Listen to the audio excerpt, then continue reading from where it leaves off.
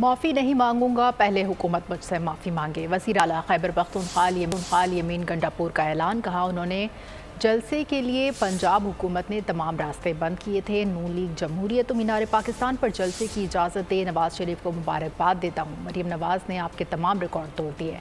अली अमीन गंडापुर ने आइंदा इतवार को मियांवाली में जलसा करने का ऐलान कर दिया।